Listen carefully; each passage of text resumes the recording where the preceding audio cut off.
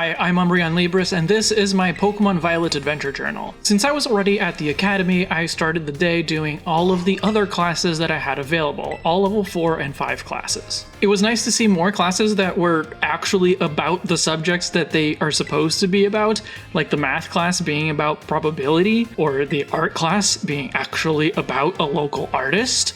I was asking for this earlier, so it's nice to see that they actually did it just a little later. But there are still classes that don't really seem to fit, like the Pokemon Cry lessons feel like they would fit better in biology. I had a lot of background noise when I was playing this lesson actually, so I couldn't really hear Pikachu's cry. I had to guess its emotion based entirely on what it looked like, so naturally I got it wrong, as that Pikachu does not look angry.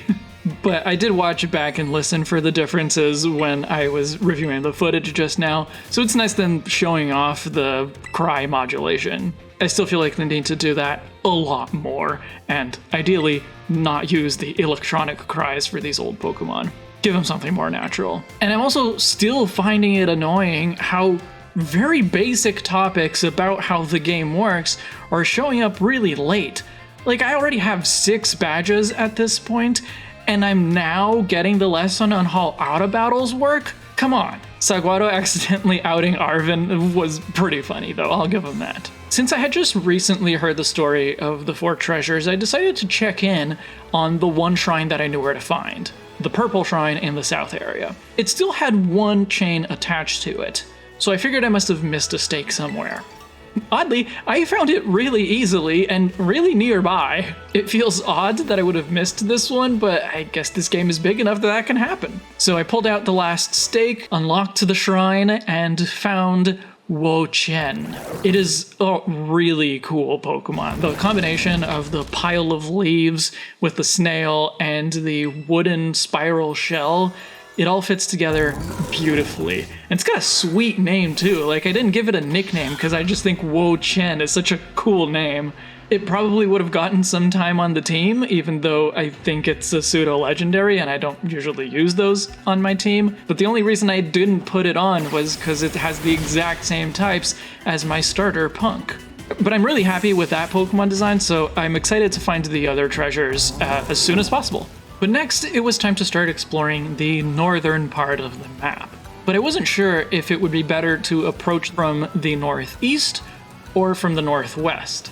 Since I'd already been to Casaroya Lake, I decided to try that one first. But when I got there, I realized that with the difference in levels that the Pokemon had, if I stuck around, even if I survived and was able to explore, my levels would catch up and I'd probably end up over-leveled for upcoming boss battles like gyms and starbases. I did catch a Dondozo while I was there. I hadn't done that the last time that I was at the lake, but instead I tried the approach from the northeast heading towards the Team Star fighting base. When trying to explore that area, I accidentally fell into the Team Star base multiple times. It was actually really annoying. I wasn't doing it on purpose. And it turned out that the levels here were also quite a bit higher than mine, about the same as the lake actually. So I realized that instead the next destination, at least in terms of levels, was probably through the middle, rather than from the east or from the west. So I hopped over to Dalisapa Passage and made my way up the mountain. The Pokemon levels there were much more appropriate, so I pressed on. I saw in the description on the map that the Ghost Gym was double battles, so I figured that that would be the last one. I was thinking of Raihan, for example. It was the only gym with double battles, and it was the final gym. So I was heading towards Glaseado Gym. The mountainside is very, very vast, and so my progress up the mountain was extremely slow as I tried to explore it as thoroughly as I could. I spent a really long time going up and down that mountain on different sides and looking for all of the different crevices and things like that. And in the process, I actually found enough Gimmighoul coin that my Gimmighoul evolved into Gholdengo. I like the idea of this Pokemon.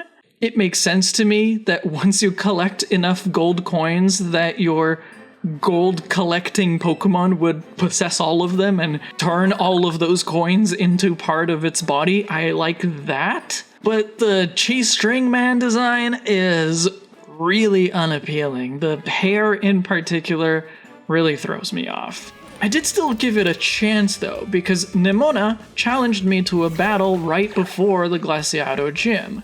And since Mimic, my Gholdengo, was already on my team, I decided to use it during that battle. It does have a very cool ability, but its moves were nothing special really. So after defeating Nemona and before taking on the gym test, I actually decided to take a moment to decide what my teams were going to be. I've had a lot of Pokemon on rotation in and out of the team as I try things out, and this seemed like a good opportunity for me to figure out which 6 Pokemon I would be carrying with me long term. Or as it turned out, which 2 sets of 6 Pokemon I'd be carrying with me. So I ended up making 2 teams. One with Punk, Boggs, Mjolnir, Ziggurat, Palindrome, and Powerpuff, and the second team with Bot, Braixtempi, who may or may not keep its position once it evolves into its final stage, Poor Me, Hallie, Riri, and Wild. So then it was time for the gym. Unfortunately, the Glaseado gym test is the most boring snow slope minigame I could ever imagine. There's been some really good, difficult but fun snow slope challenges in Zelda games, for example, and this one doesn't even come close. It's so slow. Like, give me a gym challenge that I have a chance of failing. At least the gym battle was good. Grusha had the level advantage, I had the type advantage, so ultimately we were pretty evenly matched. It wasn't exactly difficult, but it felt good. Grusha KO'd 3 of my Pokemon while I KO'd his 4. So that at least I'm not complaining about. After the match, Rika showed up again to introduce me to Poppy, a toddler in fancy grown-up style clothes, and Rika talks to her like she's a child, but Poppy is also an Elite Four trainer, and so the whole thing is just weird and kind of makes me uncomfortable. Like, Poppy gives me the heebie-jeebies a little bit. And not in the way that, like, Kalos Fairy Girls did. Something's not right about her. Anyway, with Montenevera being very close, I headed straight there. The town has a lovely mountain town kind of vibe, I really enjoyed it, and I basically made straight for the gym. When it turned out that the gym test was doing battles, I thought that boded well for the challenge. Again, that made me think of Raihan's gym, where the entire gym test was battles. So I put Bot and Wild at the front to make sure I had a strong start no matter what they threw at me, and then it turned out that the opponent levels were 40, which at that point was quite a bit below mine, so that did not bode so well for the actual gym match. And as it turned out, Rhyme was very easy. I managed to defeat her without taking any KOs. So that's a rather disappointing end to the gym challenge, but I guess that's just the way it is with an open world game that doesn't give you a strict gym order and also doesn't adjust based on what order you do them in. So tomorrow I'm planning on doing more exploring. I've got the whole northwest and northeast corners to go to. I hope to find at least one more of the shrines, since I've only seen the one so far, and I'm also going to go for at least one of the star bases, maybe both. We'll see. Getting close to the end. Thanks for listening. We'll see you in the next chapter.